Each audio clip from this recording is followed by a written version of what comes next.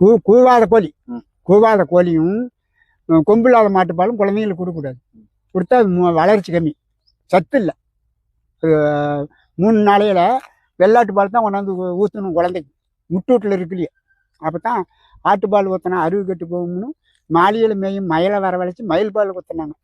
கோட்டையில் மேயும் குயிலை வரவழைச்சி குயில் பால் ஊற்றினாங்க. அப்போ அதுக்கு தான் ஆட்டுப்பால் ஊற்றணும் அந்த காலத்தில். வெள்ளாட்டு பால் கொடுக்கணும் குழந்தைக்கு வெள்ளாட்டு பால் தான் முட்டூட்டிலே கொடுக்கணும். இப்போ எந்த வெள்ளாட்டு பால் போய் பிச்சுட்டு வந்து கொடுக்குறாங்க? வேடுக்கட்டி கிடையாது. இப்போலாம் சக்கரை தண்ணி.